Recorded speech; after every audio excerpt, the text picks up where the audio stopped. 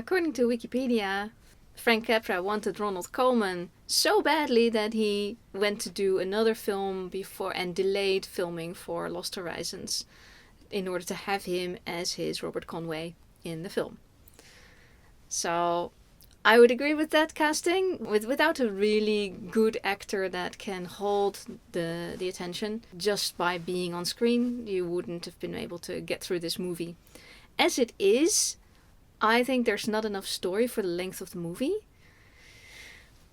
which is a bit sad because there's actually a lot of scope for story. Various people have suggested that they should have had Robert Conway come back to civilization and then, or to the West, and then play out the feeling of I've just seen Shangrila and now I'm back in normal life, and play out the culture shock of that. And I think that would have been much more interesting indeed. The ending is, start with the ending, but the ending is very abrupt because of the long haul that he has to get back to Shangri-La. You kind of think, okay, but then after we will certainly see what he's going to do there.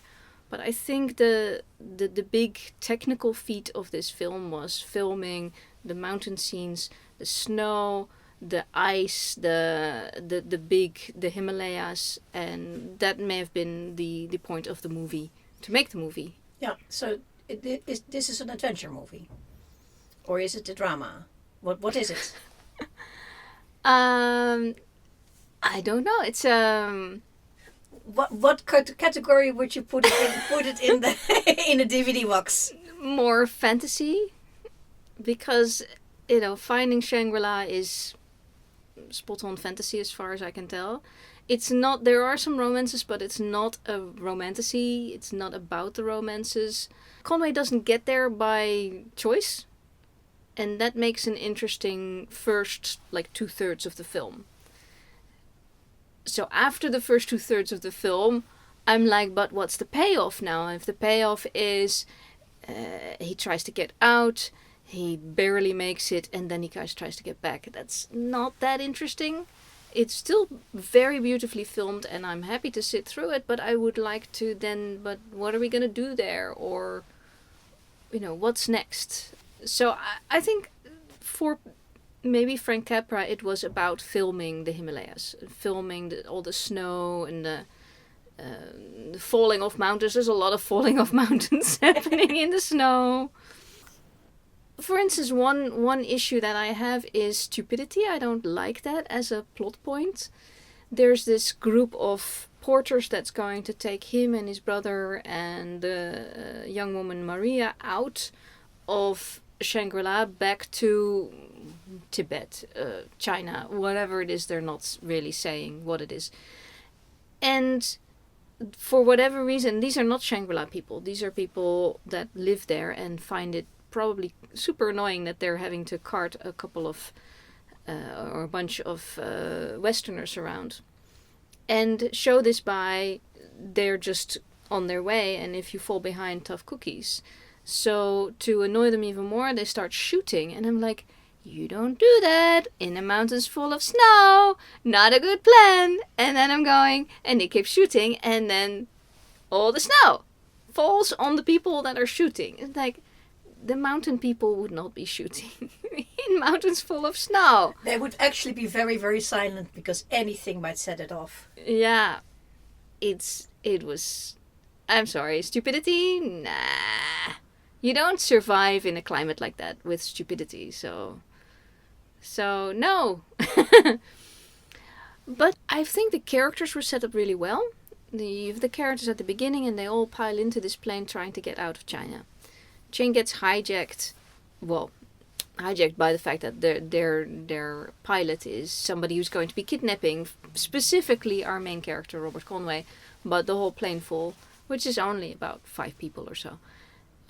And so nobody has a choice to do it, but you get all this character stuff, and it's really nicely done. And then I was seeing as soon as they land somewhere or they crash somewhere, and then you start seeing their breath come out of their mouths, and you're like, oh, did they do something with taking puffs of smoke first or whatever?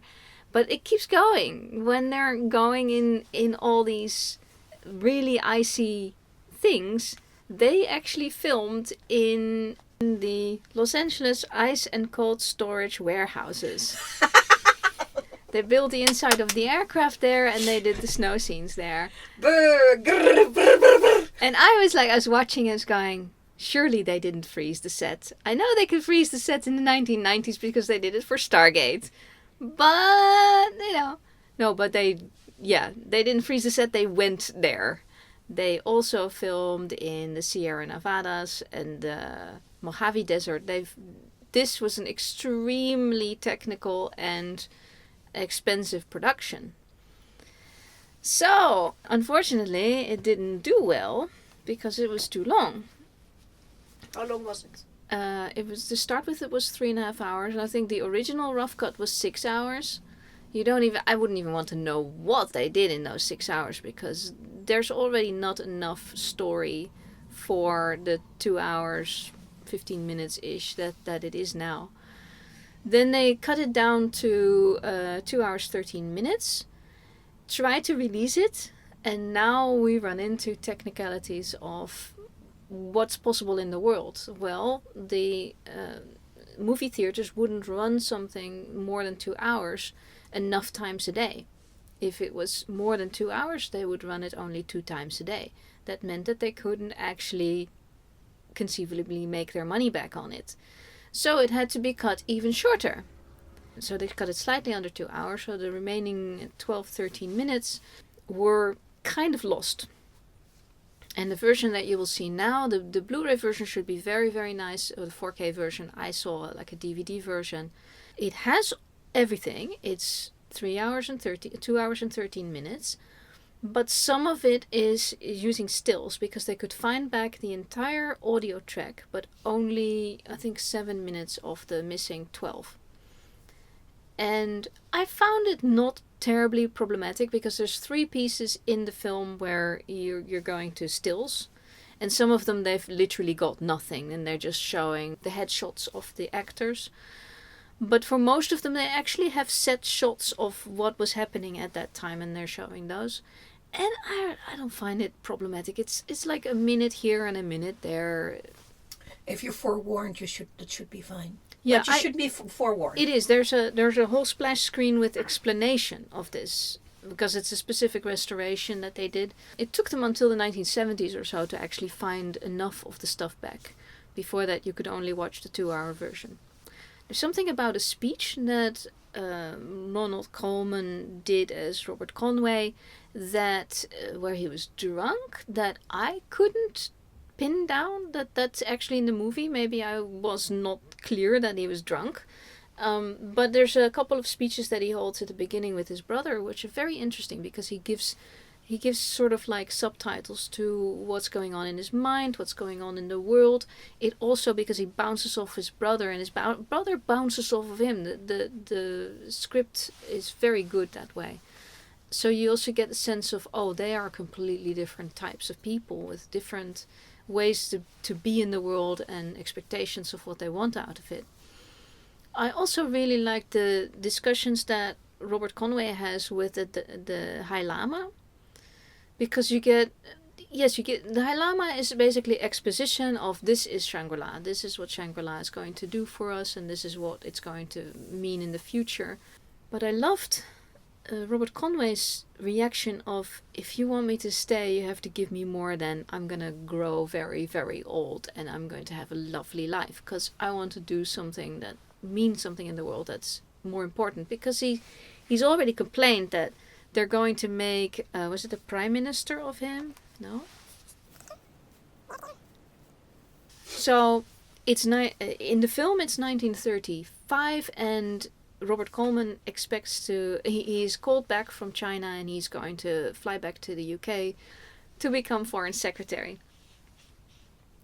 He's not saying it because it's filmed in 1937.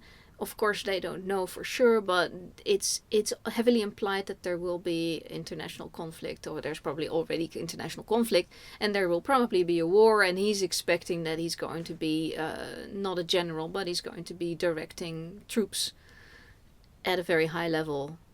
And it, in a way, it amuses him because he's like, that's no way to solve problems. But that is the only way that's given to him to solve problems, so he is going to do that. And then the High Lama says to him, is like, well, no, this is the perfect life here. We don't want to be part of that. And he's like, yeah, but I'm not just going to sit here. That's no. And I love that. And then you can tell it's a really good characterization. It's good actor as well. But also it's probably that sense of we do need to mean something in the world and make things better if we can do it, even if it is not the way that he would want it. That's like a good novel. So the novel seems to have quite a message. And the message here is we're going to wait, from the High Lama, is we're going to wait until all of the crap is over, which I don't really agree with, but they didn't know how bad the crap was, although they had all, of course, lived through World War I, so they might have thought that it would be very crappy. And then after that, we're going to spread kindness, love, and I don't know how they're going to spread everlasting life in the world, because it's only there. The story clearly says, if you leave there, then that particular charm or whatever's happening there is going to fade away, and we see it happen in the film.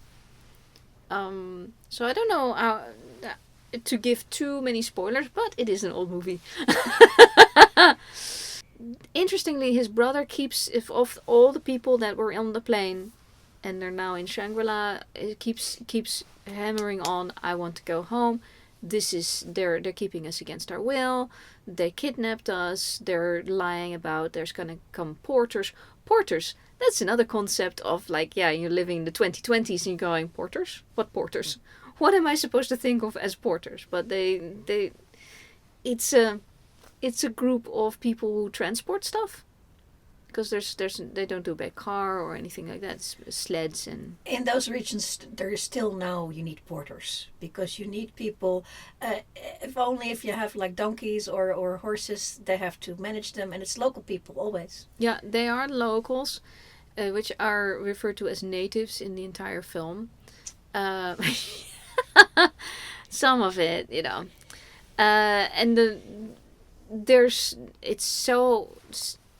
the mountains are so steep that it's not even donkeys, nothing. It's just people, maybe some sleds, and they certainly didn't like taking the two Conway brothers and this woman along. So we should also talk about Jane Wyatt, because we don't see Jane Wyatt very often. Of course, she played the mother of Spock, which is... Yes, we love it. She's much younger here, and her character is revealed that she actually was the one who requested the High Lama to bring in Robert Conway, which is interesting because the High Lama says that he had an eye on him, and he's like, yeah, you're going to be my successor. And that's... yeah. So it had a little bit of a Brigadoon feel about it. Is the moment he arrives, she's already ogling him, and I'm like, oh well, that's easy. That's convenient, because yeah, the Brigadoon idea was you find yourself a partner in that town, and then you can stay. I wonder if Brigadoon has read this book, or the Lost Horizon writer had read Brigadoon. Probably that way around. I don't know which was written first.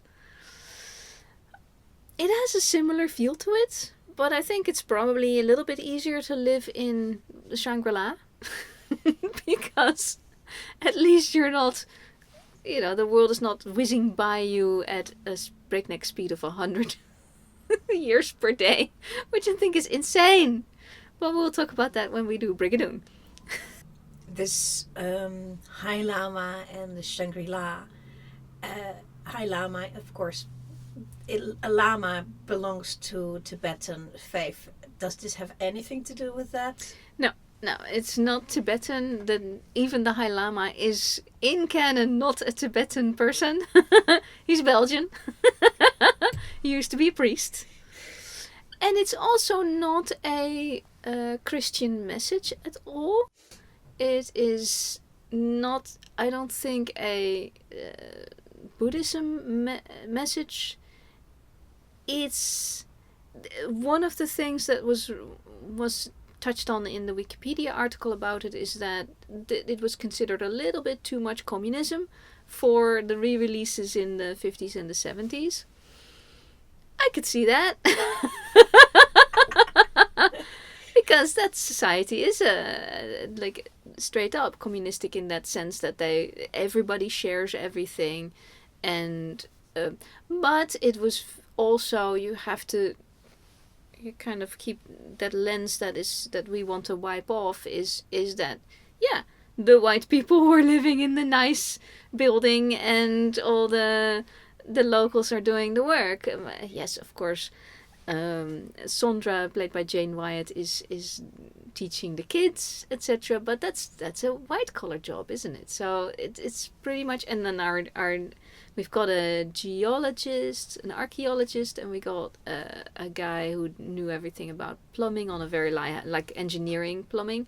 So they're designing things for Sangri-la, and there's designing a better water system, etc. It's great, but yeah, that's also a white collar job. So whereas in Brigadoon it was more like, no, you are in a sheep herding town now, so you will be a sheep herder.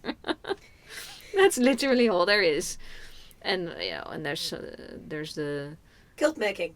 Yeah. So this is bigger. When they walk through town, it's clearly a lot bigger. There's a lot of agriculture going on. There's a lot of everything that you need is there. The temperatures are odd because, of course, you've got nice temperatures, not as heavily nice as Los Angeles where it's filmed, but a nice warm climate, not hot. I don't know. I think Sangri-la is for some people and not for others. So most of them are quickly convinced that this is lovely and why would we leave? And then you do have the two Conway brothers that have an issue with it. One because he's an intellectual and he wants to do good in the world, and he can do that if he returns to the UK. And the other one is just because he does not buying all the lovey-dovey stuff, all the kumbaya. Yeah. Some people need strife in their life. Yeah, but being kidnapped, I can see it. I can see that you're going, yeah, but I didn't choose to come here. And maybe he has a girl at home, although they kind of provide everybody with a girl, and it's like... yeah, and I felt that as a feminist, you could better not watch this film. Because at one point, Chang, which again is not a local at all, and Robert Conway are both dividing the women up amongst them. So it's like, yeah, no. So in that sense, we are sorely missing the second wave of feminism in the 60s. This is way pre that. Yeah. So what's left? It is an interesting story, and it's very beautifully filmed.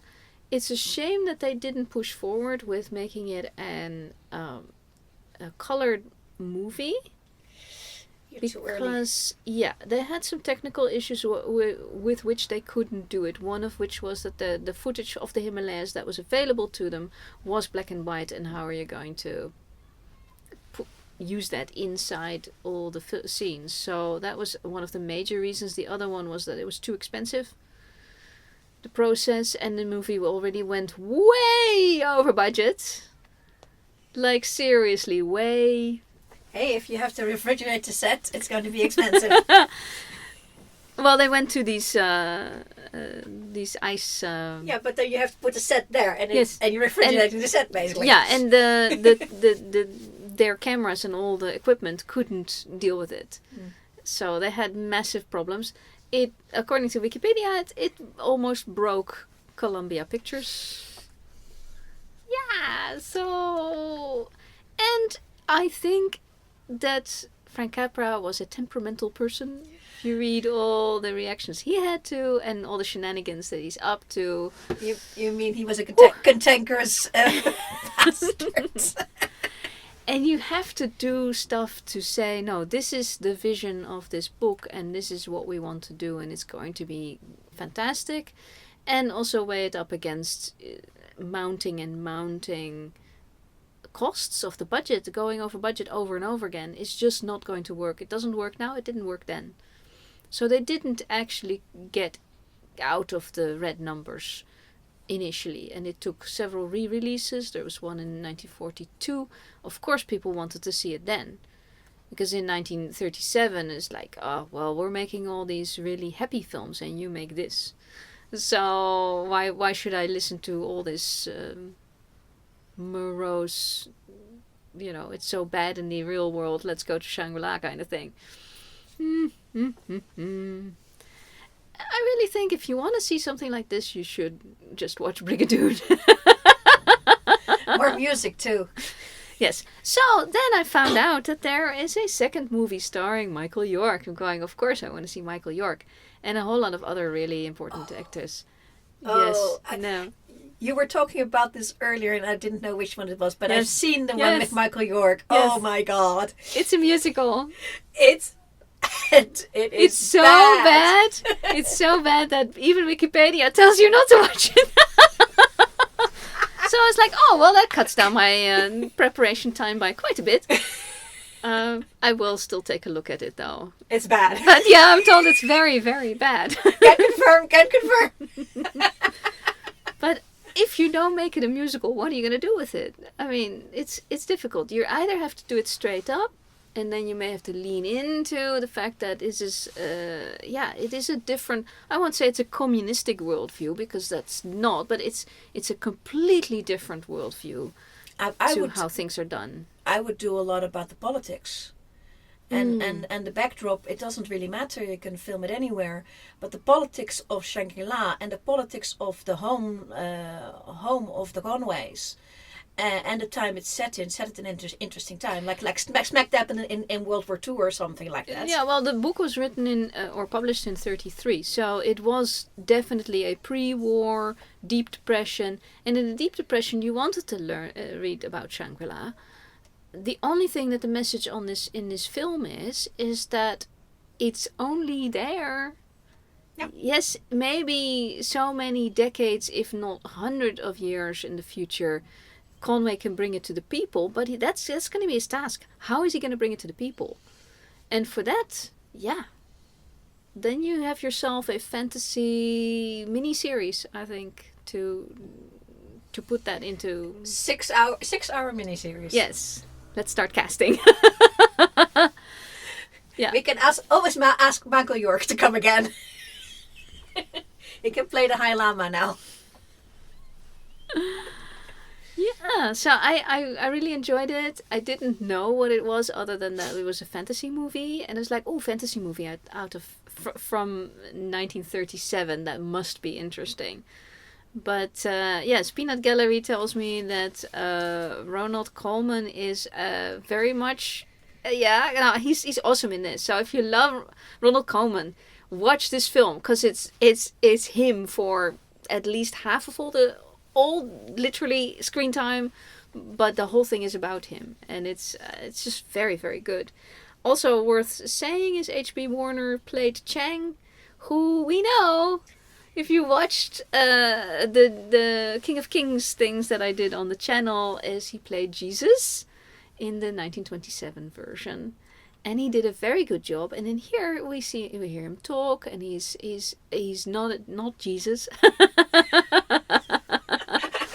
but you can tell. I mean, he's a stage actor. He's that good. He's excellent.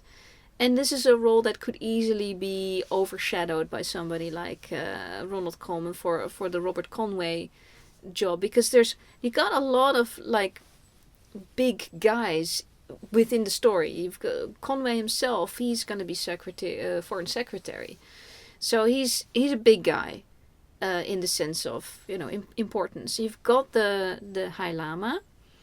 They reduced that to a sitting in a little room role because of plot reasons, but also because he was very, very old. And at least they didn't have him lying on a bed for most of that, because that would have been really annoying. And now he was just sitting, but they did film it a little bit Jesus-like, which was not necessary.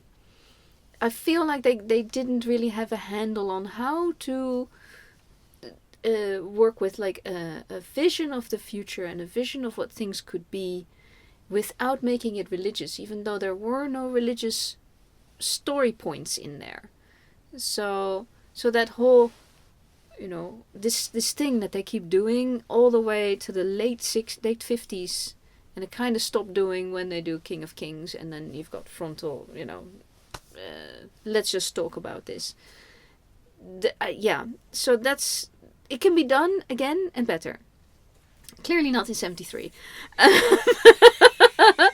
So we'll skip that, but somebody could do this and it could be very, very interesting. I think the other actors did a really good job. There was a slight hint at maybe an LGBTQ character in Lovett, because this other guy keeps annoying him and keeps calling him Lovey and Love and all of that. And then he starts doing it himself, and he doesn't get a girl, and he is the bookish guy who is the archaeologist. But I'd like to think that he found himself a nice guy in Shangri-La. That's what I like to think. So it's worth seeing. It's too bad it's not in color. I think it would have had more legs if it had been in color. But it's still a good 2 hours, and definitely for any Ronald Colman fan, go watch right now. You've probably already seen it. And that's my opinion, and I'm sticking to it.